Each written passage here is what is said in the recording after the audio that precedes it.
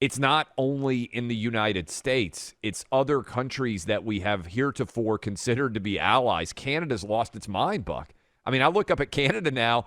We used to think of Canada as sort of like this incredibly moderate, easygoing, neighbor who never gets really that riled up, and they're making us look sane right now. They're crazy. We're gonna at the top of the next hour. We're gonna be second hour of the program. Clay and I are gonna dive into the latest in Canada. It really does feel like you have two tyrants on the brink of a major incursion. A major action. Trudeau in Canada and Putin in Russia. We're sort of sitting here wondering, are they going in? And you can apply that to the situation of the truckers in Ottawa right now. Are they going to send in the police and the RCMP?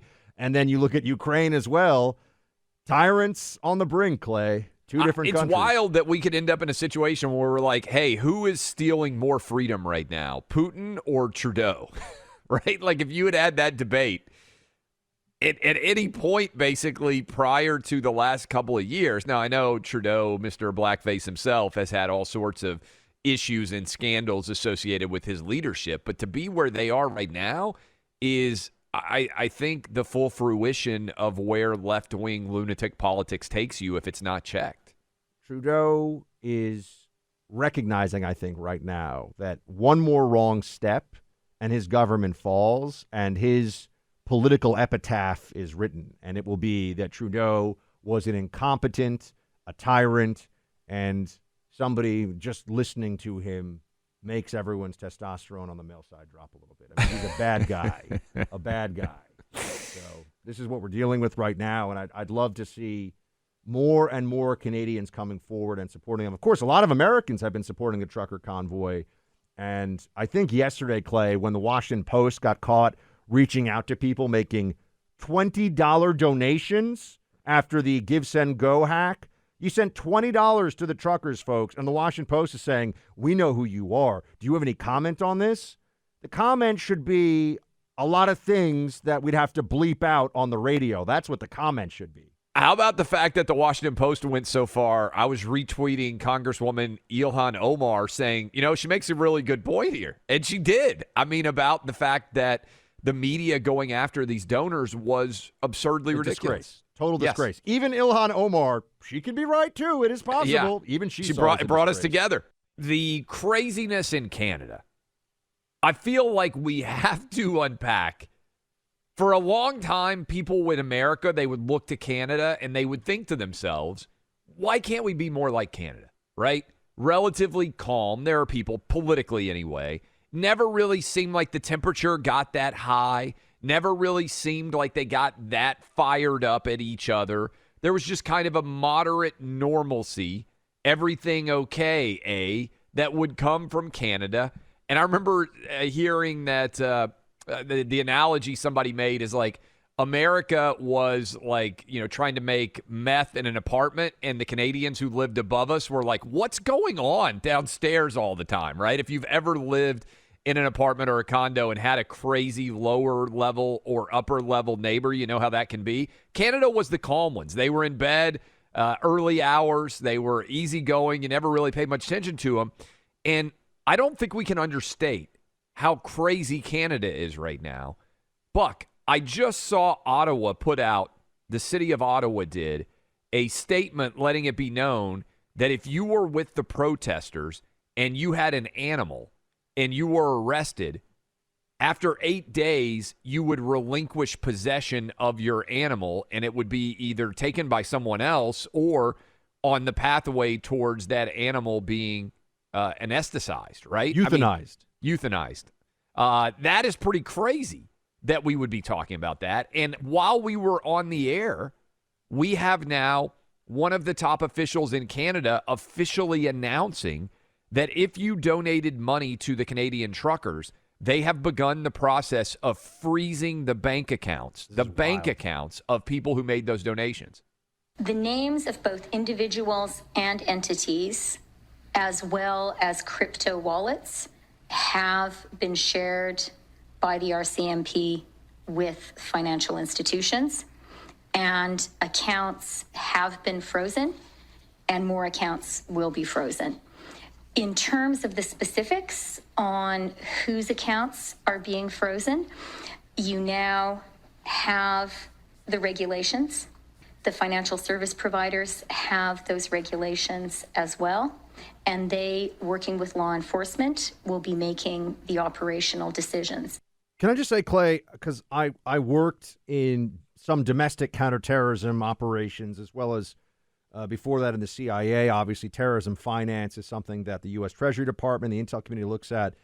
They're effectively in Canada treating the truckers as a domestic terror organization. And in fact, if anything, they're being even more aggressive than we would in this country in dealing with insurgencies and terrorism abroad when it comes to, they're not even taking this to a court. There's no court order. They're freezing accounts that they think might have donated money to truckers. On what basis? Are all the truckers breaking laws? What laws are they breaking? Is it terrorism they're engaged in or protest? The fact that the media in this country does not get up in arms about this proves beyond any doubt, as if there was any doubt, these people are toadies for those in power. They don't care about freedom, free speech, or protest.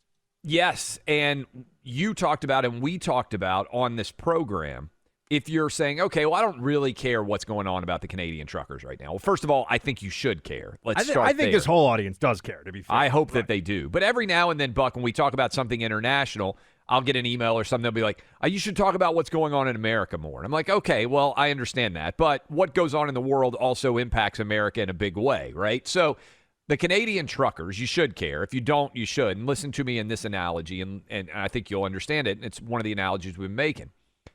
Imagine during the summer of 2020, when all of those mostly peaceful protesters, said obviously sarcastically, are burning down police precincts, they're rioting, they're looting, they're pillaging all over this country, happening everywhere. Imagine if Donald Trump had said, as Kamala Harris, remember, now our vice president, then the senator from California, said, hey, we're going to raise money to immediately bail everybody out who is arrested during the BLM protest. Imagine if Donald Trump, and there were GoFundMes like crazy, they ended up raising over $100 million. They don't know where that money went, by the way, but they did raise over $100 million. Imagine if Donald Trump had said, we're expanding our definition of terrorism. I'm declaring martial law, and every single person who donated money to Black Lives Matter is going to be in danger of having their bank account shut down. Imagine what the media in the United States would have said and done. That's what's happening right now in Canada. And most people in Canada are acquiescing to it. And most media in America aren't even paying attention to this. And this is why precedents matter, because imagine if Trump had done the same. Clay, and we could even expand it a little more. If you had, and the analogy is very apt, but if you had Russia, Putin, right? We're all supposed to be so scared. And by the way, there's been some artillery shelling in areas on the Ukraine-Russia border, and now they're talking about a possible, I mean, I can't even, we're following this closely, folks. I mean, they're talking about possible Putin chemical weapon threat false flag on the Daily Mail. I mean, it's just the reporting is all conflicting. It's all a mess. No doubt. We're watching this. But imagine for a moment the international media as well as the American media's response if the most well-known critic of the Kremlin is Alexei Navalny in Russia. Yes. You might have heard of him before, folks. He imagine for a moment if the Russian opposition Putin announced that I'm freezing all bank accounts of anyone who donates to any political party. Now, has Putin already done that or something? Probably. But they would all say that is tyranny. Universally condemn it. And they would be correct. What they're doing in Canada is tyranny, folks. That's not an overstatement. It's not. They are strangling democracy while pretending to protect it. That's what's happening right now in Canada. Trudeau has got to go. This is now an issue for the entire Western world. Trudeau's government must fall. These truckers are striking a huge blow for freedom. They just need to hold the line. Make no mistake, by the way, Joe Biden would like to be able to do this. Mm-hmm. Left-wingers in this country would like to enable the president to be able to do this for donations that are made to protests that they don't support. It's so funny you bring that up, Clay, because there was just an announcement. The FBI is forming a national cryptocurrency unit focused on the seizure of assets like Bitcoin. That just broke while we were on air. Almost like they want to make sure they could cut off funds to people they don't like in this country, too. No doubt. They're not going to let you hide funds. This is basically the Attorney General of Canada, right, Buck? Came out and said, if you are a Donald Trump supporter, you could have your bank account seized.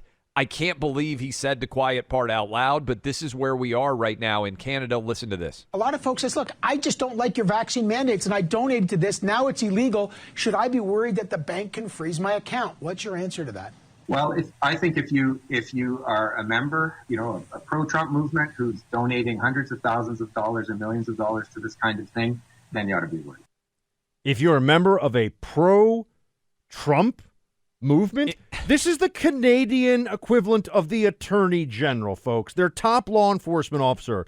The truckers are, I'm sure some of the truckers like Trump. The truckers want the mandates to end. What's amazing is to see that the Canadian authorities won't even speak honestly about what the dispute is. It's as though people were striking for higher wages, and they keep saying, look at these climate change protesters. Like, no, that's not what's happening here. But the fact, Clay, that he would then say, if you're a pro-Trumper, you should be worried. We may seize your bank account. Think about what that would do to people. I mean, we already had the Washington Post going after folks that donated $20. So you donate $20 or $50 or something, the Canadian government may decide to seize your bank account. That means no more trips to the grocery store, folks. That means no rent payments.